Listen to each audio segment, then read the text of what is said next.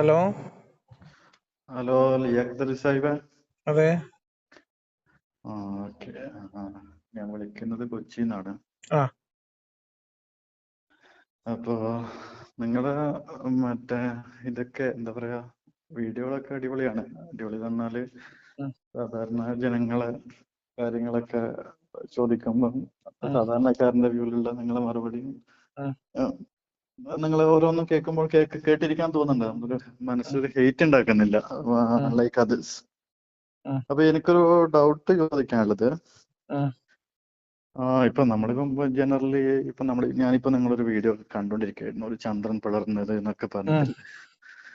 അപ്പൊ അതൊക്കെ നമുക്ക് കെട്ടുകഥകളാണ് എന്നൊക്കെ പറഞ്ഞിട്ട് നമ്മൾക്ക് ആൾക്കാർ ഐഡിയ എന്നൊക്കെ പറയാം. ഉം. പക്ഷെ ഈ സംസം വെള്ളം, ഈ ഉറവ വറ്റാത്ത സംസം വെള്ളം തന്നെ ഇപ്പോഴും ആൾക്കാർ അതിന് അങ്ങനെ ഒരു സംഭവമില്ല. അപ്പൊ അതെങ്ങനെയാണ് ഒരു സൗദി അത്ഭുതമല്ലാത്ത? അറേബ്യയുടെ ഭൂഗർഭജല അതോറിറ്റിയുടെ വെബ്സൈറ്റിൽ കയറിയിട്ട് നിങ്ങൾ അതിന്റെ ഡയഗ്രാംസും അതിന്റെ സിസ്റ്റംസും നോക്കിയാല് മാറാവുന്ന അത്ഭുതമുള്ളൂ അത്. പക്ഷെ ഇപ്പൊ സൗദി അറേബ്യൻ ഒഫീഷ്യലി അത് അത്ഭുതമായിട്ട് തന്നെയല്ലേ പറയുന്നത്? അതങ്ങനെ തന്നെയല്ലേ. ഇപ്പൊ നമ്മളെ കേരള ഗവൺമെന്റ് ഇവിടെ മകരജ്യോതിയുടെ പിന്നെ അല്ല, എല്ലാ സംവിധാനങ്ങളും നമ്മൾ ഒരുക്കുന്നുണ്ടല്ലോ. ഇവഞ്ച്വലി നമ്മളത് മനസ്സിലാക്കിയല്ലോ, അതിങ്ങനെയാണ്. എന്താ പറയാ, എന്നിട്ടും അവിടെ ഭക്തജനങ്ങളുടെ ഒഴുക്കിന് വല്ല കുറവുണ്ടോ? ഇല്ല. പക്ഷെ അത്രേ ഉള്ളൂ. സൗദി ഒഫീഷ്യലി പറയുന്നത് സംസം വെള്ളം നിലക്കാത്തത് തന്നെയാണല്ലേ, അല്ലാതെ. അത് അങ്ങനെയല്ലേ പറയാൻ പറ്റുള്ളൂ. അതല്ലെങ്കിൽ എങ്ങനെ പറയാൻ പറ്റും? പക്ഷെ അതേ സമയത്ത് എങ്ങനെയാണ് സംസം വെള്ളത്തിൽ സംസം കിണറില് വെള്ളം എങ്ങനെയാണ് മെയിൻറ്റെയിൻ ചെയ്യുന്നത്, അതിന് എന്തൊക്കെ സംവിധാനങ്ങളാണ് ഒരുക്കിയിട്ടുള്ളത്, അതിന് എന്തൊക്കെ ഏരിയകൾ, എന്തൊക്കെ സംവിധാനങ്ങൾ, എന്തൊക്കെ ഉദ്യോഗസ്ഥർ, എത്ര സ്റ്റേജിലുള്ള ഫിൽട്രേഷൻ, ഇതൊക്കെ ഉണ്ട് എന്നുള്ളത് അവരുടെ സൈറ്റിൽ. അപ്പൊ അതേ രൂപത്തില് നമ്മൾ ചെയ്തു കഴിഞ്ഞാൽ ഏത് സ്ഥലത്തും ഇതുപോലെ അൺലിമിറ്റഡ് ആയി ആൾക്കാർക്ക് വെള്ളം കുഴിച്ചെടുക്കാൻ വേണ്ടി പറ്റുമോ? അതിന് പറ്റുന്ന പോലത്തെ ഒരു സ്ഥലത്ത് ചെയ്യാൻ പറ്റും. അപ്പം ഇത് നമ്മള് എന്താ പറയാ, ഹാജറ ബീവിന്റെ ഒക്കെ എന്താ പറയുക, കാലിട്ടടിച്ച ഹാജറ സ്ഥലത്താണ്. ബീവി കാലിട്ടടിച്ച എന്താണ് നമ്മുടെ ഇസ്മായിൽ നബി അല്ലേ? ഇസ്മായിൽ നബി. ഇസ്മായിൽ നബി കാലിട്ടടിച്ചിട്ട്, ആ കുഞ്ഞി കാലിട്ടടിച്ചിട്ട് 100 അടി താഴ്ചയിൽ കിണറുണ്ടായിട്ടൊന്നുമില്ലല്ലോ വെള്ളം വന്നത്. ഭൂമിന്റെ മുകളിലല്ലേ വെള്ളം വന്നത്. അതെ, മുകളിലെ വെള്ളം. അപ്പൊ മഹാത്ഭുതം എന്ന് പറഞ്ഞാൽ ഭൂമിയുടെ മുകളിൽ തന്നെ വേണ്ടേ? ഓക്കെ. അപ്പൊ ഇപ്പം അത് ആ ഒരു ഏരിയ ഉണ്ടായ അത് അത്ഭുതം എന്ന് ശരിയാണ്. പറഞ്ഞാല് ഇസ്മായിൽ നബീന്റെ ആ കുഞ്ഞി പൈതലിന്റെ കാലിട്ടടിച്ചപ്പം വെള്ളം ഉറവ് പൊട്ടിയതാണ് മഹാത്ഭുതമെങ്കിൽ, ആ വെള്ളം അവിടെ അങ്ങനെ ഉറവയായിട്ടാണ് നിക്കൂലേ? പിന്നെന്തിനാ അത്രയും വലിയ കിണറും, കിണറിന്റെ അടിയിൽ ഭയങ്കര തുരങ്കവും ടാങ്കും സംവിധാനവും ഒക്കെ? ശരിയാ. അല്ല, ഞാൻ പറഞ്ഞ അതേ ഒരു സിസ്റ്റം വേറെ എവിടെയും കൊണ്ടുവച്ചാലും ഇതുപോലെ അൺലിമിറ്റഡ് ആയി വെള്ളം എടുക്കാൻ ഉണ്ട്. പറ്റും എന്നുള്ള വെച്ചാൽ സയൻസ് അതിന്റെ തന്നെയാണോ? ഭൂപ്രകൃതി ഉണ്ട്, അതിന്റെ ഒരു ഭൂപ്രകൃതി ഉണ്ട്. ആ ഭൂപ്രകൃതിയുമായി ബന്ധപ്പെട്ട് അവിടത്തേക്ക് നാച്ചുറൽ വെള്ളം പരമാവധി അവിടെ എത്തിക്കാനുള്ള എല്ലാ സംവിധാനങ്ങളും അവർ ചെയ്യുന്നുണ്ട്. അതായത് ലഭ്യമാകുന്ന നാച്ചുറൽ വെള്ളം, ലഭിക്കുന്ന മഴയും ബാക്കി സംഗതികളും, പിന്നെ അതേമാതിരി നമ്മുടെ ഭൂമിക്ക് അടിയിലൂടെയുള്ള നീരൊഴുക്കിൽ നിന്നാണ് ഇപ്പൊ വെള്ളം എടുക്കുന്നത്. മനസ്സിലായി? അത് ഭൂമിയുടെ ഉപരിതലത്തിലേക്ക് ഇസ്മായിൽ നബി കാലിട്ടടിച്ചപ്പോ വന്ന ഉറവയിൽ നിന്നല്ല ഇപ്പൊ വെള്ളം എടുക്കുന്നത്, ഭൂഗർഭജലമാണ്. അത് സൗദി അറേബ്യയുടെ വെബ്സൈറ്റിൽ ഉണ്ടെന്നേ, നമ്മൾ നോക്കാത്തോണ്ടാണ് പ്രശ്നേ. ഇപ്പൊ ഞാൻ പറയട്ടെ, നമ്മൾ ഇപ്പൊ ഈ പിന്നെ ശബരിമലയിലേക്ക് വരുന്ന ആയിരക്കണക്കിന്, പതിനായിരക്കണക്കിന്, ലക്ഷക്കണക്കിന് ആളുകൾ ഇപ്പോഴും വിചാരിക്കുന്നത് മകരജ്യോതി അവിടെ തെളിയുന്നു എന്നാണ്. ഈവൻ ആഫ്റ്റർ ഹൈക്കോടതിയുടെ കർശനമായിട്ടുള്ള ഉത്തരവിനെ തുടർന്ന് അതിന്റെ സത്യാവസ്ഥ ജനങ്ങളോട് ഗവൺമെന്റ് വെളിപ്പെടുത്തിയതിനു ശേഷവും അതൊരു മഹാത്ഭുതമായിട്ടാണ് ആളുകൾ, ഭക്തജനങ്ങൾ കാണുന്നത്. ഭക്തജനങ്ങളുടെ മനസ്സില് ഭക്തിപൂർവം ഒരു കാര്യം സ്ഥാപിക്കപ്പെട്ടാൽ പിന്നെ അവിടെ നിങ്ങൾ നിയമപരമായിട്ട് അതിന്റെ സത്യം തെളിയിച്ചു കൊടുത്തിട്ടൊന്നും യാതൊരു കാര്യമില്ല. അതിനിടയിൽ സംസം വെള്ളവുമായി ബന്ധപ്പെട്ട് അതിന്റെ ടോക്സിസിറ്റിയുമായി ബന്ധപ്പെട്ട പഠനം BBC നടത്തുകയും പിന്നെ അത് ഭയങ്കര വിവാദമാവുകയും അതിനുശേഷം അവിടെ എത്രയോ സ്റ്റേജ് അവിടെ പോയി ഒരു പഠനം നടത്താൻ പറ്റുമോ? അവിടെ ഒരു ഗവൺമെന്റിന്റെ മേലെ പോയിട്ട് ഒരു പഠനം നടത്താൻ പറ്റുമോ? അവിടുന്ന് കളക്ട് ചെയ്ത വെള്ളത്തിന്റെ സാമ്പിൾ പരിശോധിക്കാലോ. വെള്ളത്തിന്റെ അതെ. അപ്പോ അത് പരിശോധിച്ച് അതിൽ ടോക്സിസിറ്റിയുടെ പ്രശ്നങ്ങൾ ഉണ്ടാവുകയും അതില് വിവാദങ്ങൾ ഉണ്ടാവുകയും കേസ് നടക്കുകയും എന്തായാലും അതിനുശേഷം അവിടെ ഫിൽട്രേഷൻ പ്രോസസ് എന്ന് പറയുന്നത് പക്കായിട്ട് ഫിൽട്ടർ ചെയ്തിട്ടാണ് ആ വെള്ളം വരുന്നത് എന്നുള്ള കാര്യത്തിൽ യാതൊരു സംശയമില്ല. ഇപ്പൊ അവിടുന്ന് ലഭിക്കുന്ന വെള്ളം ഫിൽട്ടർ ചെയ്ത വെള്ളമാണ്. ഇസ്മായിൽ നബി കാലിട്ടടിച്ചപ്പോ വന്ന പ്യുവർ വാട്ടർ അല്ല, അല്ല മോഴ്ജിസത്തിന്റെ ജലമല്ല. ഇസ്മായിലിന്റെ അല്ല, ഞാൻ പറയാം ഇസ്മായിൽ നബി മോഴ്ജിസത്തിന്റെ ജലമല്ലാതെ കാറ്റടിച്ചതും എന്ന് പറഞ്ഞാല് ഭൂഗർഭജലം മുകളിലോട്ട് വന്നതായിരിക്കില്ലേ? ആയിരിക്കും. ആ വെള്ളം താഴത്തോട്ട് പോയ അത്ഭുതം അവിടെ കഴിഞ്ഞില്ലേ.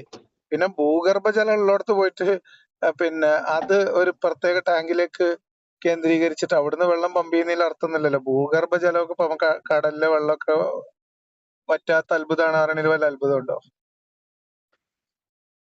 കടൽ ജലത്തുനിന്ന് അതിലേക്ക് ആവശ്യമായിട്ടുള്ള ജലം അല്ലെങ്കിൽ ആവശ്യം വന്നാൽ ഫിൽട്ടർ ചെയ്ത് മിക്സ് ചെയ്യുന്നില്ല എന്ന് യാതൊരു ഉറപ്പും ഇല്ല അവിടെ.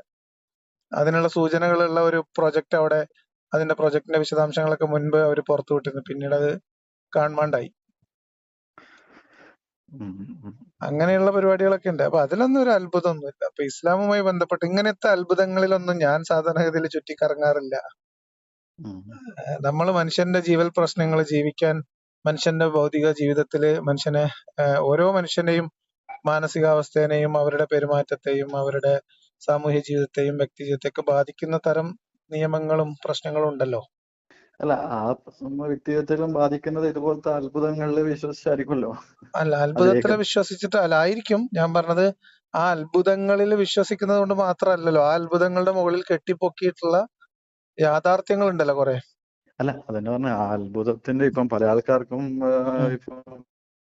അല്ല, അതുകൊണ്ട് കാര്യമില്ല. ഇപ്പൊ സംസം അല്ല, വെള്ളത്തിൽ ഇപ്പൊ ഇപ്പൊ നിങ്ങളോട് ഞാൻ നമ്മള് സംസാരിക്കുന്നത് ഇതൊക്കെ എന്റെ കേട്ടിട്ട് മൈൻഡിലുണ്ടായത് ആ ഒരു സാധനം എന്താ പറയാ, നിങ്ങളിപ്പോ ആ വെള്ളം അടിച്ച സ്ഥലത്ത് അവിടെ തന്നെ വേണ്ടേ എന്നുള്ളത് നിങ്ങളിപ്പം പറയുമ്പോഴാണ് ആ പോയിന്റ് ഒക്കെ കത്തിയത്.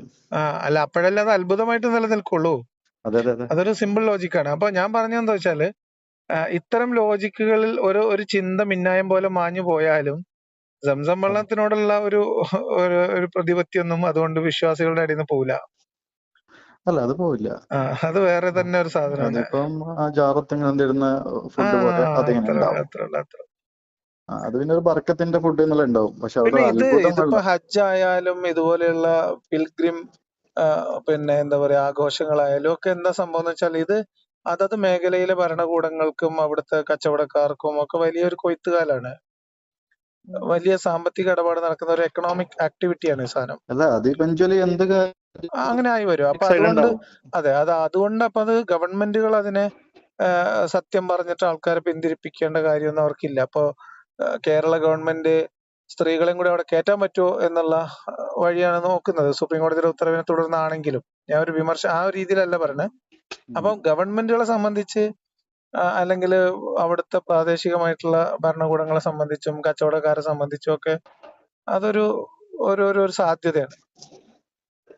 അതുകൊണ്ട് അതെ, അപ്പൊ അതങ്ങനെ ഒരുക്കി കൊടുക്കും. അതെ അതെ. ഇപ്പം നിങ്ങളെ ഇപ്പം ഈ ഒരു യൂട്യൂബിലെ വീഡിയോ പോലും അതിലൊരു ബിസിനസ് ഉണ്ടല്ലോ. ബിസിനസ് മീൻസ് അതിനൊരു സൈഡ് എഫക്ട് ഉണ്ടല്ലോ. ആ സൈഡ് എഫക്ട് ഉണ്ട്, പക്ഷെ അതിന്റെ ഇന്റൻഷൻ ആണ് പ്രശ്നം. മറ്റേത് ബിസിനസ് ആണ് ഇന്റൻഷൻ, അതുകൊണ്ട് സത്യത്തെ മൂടി വെക്കാണ്. നമ്മൾ സത്യം പറയുമ്പോ അതിലൊരു ബിസിനസ് സാധ്യത തുറന്നു വരാണ്. അത് രണ്ടും വ്യത്യാസമുണ്ട്.